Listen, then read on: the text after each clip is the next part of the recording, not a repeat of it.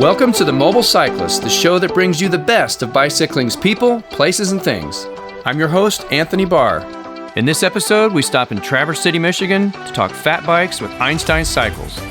I then hit the hills, and more hills at the Cherry-Roubaix Grand Fondo, check out a most impressive greenway, and witness titanium mountain bike magic at Quiring Cycles.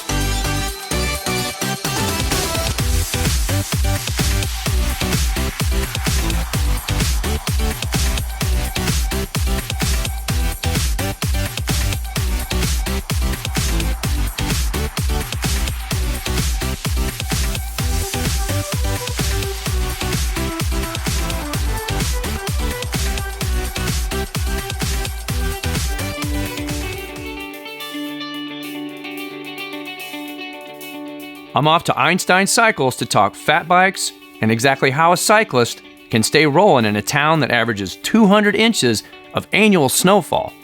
Jason, appreciate you letting me come in today. Yeah, thanks very much. See the picture of the man on the wall over there. What's with the name? How did that come about? And needed a name for the bike shop, and I was reading into Einstein at the time, and my wife had the idea. She said, "How about Einstein Cycles?" I think my father-in-law said, he said Jay's Pro Shop. He thought Einstein Cycles was better. It's a lot of fun. It started in my garage for a couple weeks. The plan was always to have a small shop, and it moved quicker because we needed a retail space. a lot of people ride pretty actively all year round out here. Fat tire scene is obviously huge. We didn't really know what we were going to do come winter with the bike shop. I just figured it'd be really slow. Fat bikes were around, but they weren't popular at all. Nobody had a fat bike in town. Maybe a couple people did, but we just ordered in a few and realized how much fun they were. Realized they needed a trail network. We would just go out and snowshoe for 5 hours to ride for 15 minutes, and that was a blast for us. And it just quickly evolved because there's such a long, brutal winter here. With year-round cycling, Traverse City continues to gain visibility as a cycling destination, particularly due to one major event known as the Iceman. There's the Iceman mountain bike races, which is one of the biggest mountain bike races in the country here. It's just up the road, and because of that race alone, there's just thousands of people in this town into biking. Wow, all this talk about ice and snow, I needed to warm up. So I had to check out Einstein's very own coffee bar. Sales manager Cody Sovis gave me the scoop. What's the story on the coffee shop? How did this happen? Very, very good luck, I would say. We had a family-owned coffee shop that was here when we got started. Family-owned business, and when the kids were too old and leaving, they left, and we knocked a hole in the wall and spilled over, and it didn't seem too hard, so it's been great. So it was fate, it was waiting. It was lucky. You know, we can sit down with the customer and have a coffee and chill out and see what's going on with their bike, but we have just a bit better relationship with a lot of our regular customers because they're here for 3 hours anyway, hanging out. Now they can just drink coffee. Now it's comfy and caffeinated. Not a bad thing.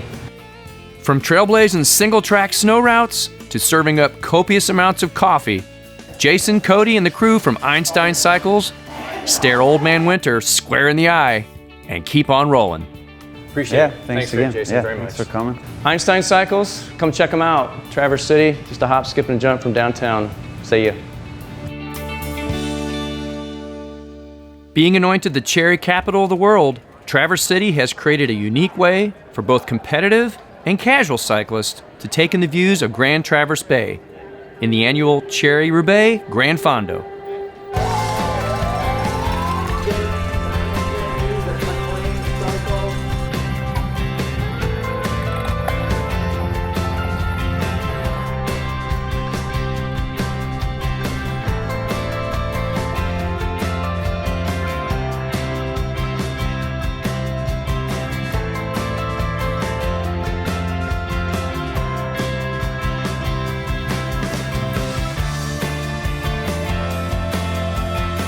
After the fun was over, I caught up with organizer Bob McLean to chat about how the event has evolved from just a race to a true Fondo experience.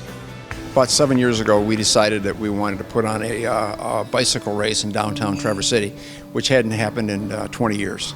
So we put on this little race, and then it went from a one-day race the first year to the second year was a two-day race, added a road race, and by the time we got into 4 and 5 years, it was a three-day race. And it was good. It was really good, except it wasn't building. In other words, racing was kind of flattening out. You know, we had 500, 600 riders, and that was good. It was a great event. But we wanted to see more. We wanted to get the public involved. You know, after that many years, people were like, "It's a race, so I'm not going to go." So we came up with this idea about using a Grand Fondo, which is not our idea, but it's obviously there's a lot of those out there. It's got the element of racing, but it has that festival atmosphere. The growth is going to come from mom and dad and the weekend warriors and the people that just want to get out and ride. From my perspective, I saw a lot of 50 milers today, which I thought was really cool. Yeah, and they go out, ride it, come back here, have a great meal, drink, and not feel like, you know, that was an 80-mile race, a ride, so, yeah. Speaking of racing, look who won. Einstein Cycles' very own Cody Sovis. I had to congratulate him on a job well done. Thanks for making it. Appreciate it. Thank you. Bob and the Cherry-Roubaix crew put on a first-class event, which offers racers a true challenge, but cyclists of all levels can enjoy amazing views and a fantastic post-ride celebration. Next up, I met with Brian of the Traverse Area Recreational Trail System, a beautiful 10-mile greenway that follows the Grand Traverse Bay, connecting dozens of cool landmarks along the way. Hey Brian, how are you? Hey Anthony, great to see you. Appreciate you meeting me today. It's a recreational trail, but it is used as city travel as well, commuting to work. It's such a huge asset, and we hear it from people who live along the trail that they use it to commute, to get into work, and also do their shopping in town. But then at the same time, as you mentioned, it's used by folks who are getting out for a leisurely stroll, or the more hardcore cyclist who wants to access the roads of Leelanau County for an 80-mile road ride. That's available too. So the TART system is a network of trails that culminate in Traverse City, Michigan. We have over 60 miles of trails that are operable year-round, mostly paved, some dirt, and groomed cross-country ski trails. For vacationers and tourists, the TART trail system is a great way to experience the beauty of North Michigan.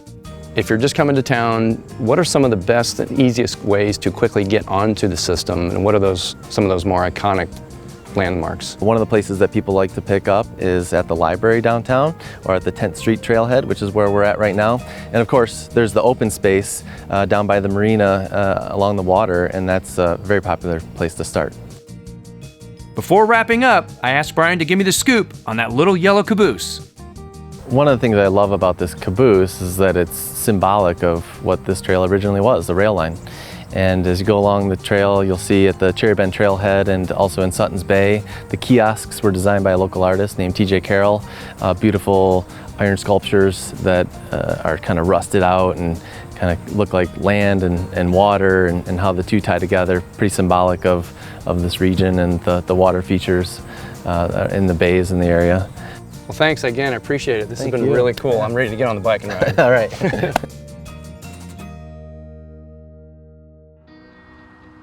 Just south of the Manistee National Forest sits the home of Quiring Cycles, where owner Scott Quiring builds custom titanium and steel mountain bikes. Hey Scott, how are you? Hi Anthony, how are you doing today? Good to see you. Way before Scott ever cut his first piece of titanium, he was a serious mountain bike professional. For 3 years I raced professionally, did World Cups for Bianchi Martini Racing. I started building Quiring Cycles bikes because I wanted a good race bike, and so that really gave me the initiative to build the designs that would help me perform better. What trends were you seeing then that kind of got your mind rolling? What were you noticing that kind of gave you that spark to say, maybe I can do this? Started to realize that bike geometry made an important impact on how well you could ride through the woods. How did you begin to learn the craft, I guess, of fabrication? I took welding classes, went to the community college for machine shop trades. For the folks that aren't as familiar with specific niches that you do, what's a 29er plus? In and around year 2000, like small frame builders and us, we started playing around with a 29-inch wheel. Out comes the 29er plus, and we didn't really know what to think of it at first. until we built it and started testing. 29 Plus goes on the same diameter rim as a 29er, except it's a 3-inch tire. You get all the attributes of a fat bike, but you get the speed of a 29er. This will grip so much better. It doesn't have a tendency to knife in like a 2-inch tire, a smaller 29-inch tire.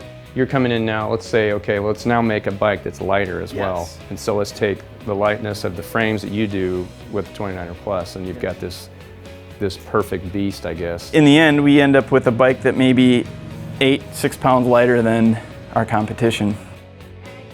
Scott's equally talented partner, Christina, drives the ship from the front office. You ever had anybody ask for a titanium unicycle or anything totally off the wall? Actually, I have, yes. Really? Yes, and I politely tell them no. Thanks very much. All right, Anthony. Thanks, Thank Scott. you. Thank you, Christina. You're It's been welcome. A lot of fun. Mobile Cyclists, we're out of here. Quiring Cycles, come check them out. Join us for the next episode of The Mobile Cyclist. I'm your host, Anthony Barr, and I'll see you next time.